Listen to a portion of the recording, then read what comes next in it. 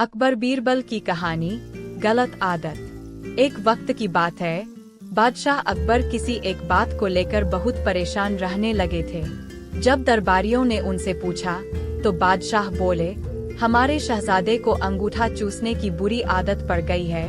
कई कोशिश के बाद भी हम उनकी यह आदत छुड़ा नहीं पा रहे हैं। बादशाह अकबर की परेशानी सुनकर किसी दरबारी ने उन्हें एक फकीर के बारे में बताया, जिसके पास हर मर्ज का इलाज था। फिर क्या था? बादशाह ने उस फकीर को दरबार में आने का निमंत्रण दिया। जब फकीर दरबार में आया तो बादशाह अकबर ने उन्हें अपनी परेशानी के बारे में बताया। फकीर ने बादशाह की पूरी बात सुनकर परेशानी को दूर करने का वादा किया और 1 हफ्ते का समय मांगा।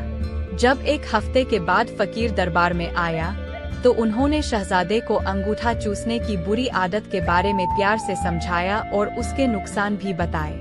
फकीर की बातों का शहजादे पर बहुत प्रभाव पड़ा और उसने अंगूठा न चूसने का वादा भी किया।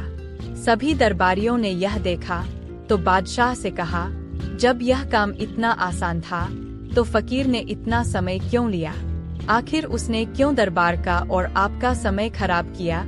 बादशाह दरबारियों की बातों में आ गए और उन्होंने फकीर को दंड देने की ठान ली। सभी दरबारी बादशाह का समर्थन कर रहे थे, लेकिन बीरबल चुपचाप था। बीरबल को चुपचाप देख अकबर ने पूछा, तुम क्यों शांत हो बीरबल? बीरबल ने कहा, जहांपनाह गुस्ताखी माफ हो, लेकिन फकीर को सजा देने के स्थान पर उन्हें सम्मानित करना चाहिए और हमें उनसे सीखना चाहिए। तब बादशाह ने गुस्से में कहा, तुम हमारे फैसले के खिलाफ जा रहे हो। आखिर तुमने ऐसा सोच भी कैसे लिया? जवाब दो।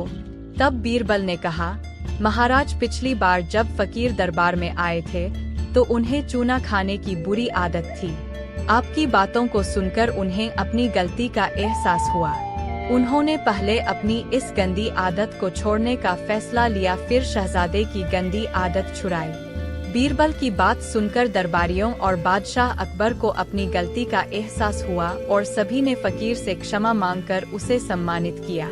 कहानी से सीख, हमें दूसरों को सुधारने के पहले खुद सुधरना चाहिए, इसके बाद ही दूसरों को ज्ञान देना चाहिए। यह छोटी सी कहानी पसंद आई हो तो लाइक, सब्सक्राइब और शेयर जरूर कीजिए और हाँ, बेल आइकन को जरूर प्रेस कीजिए।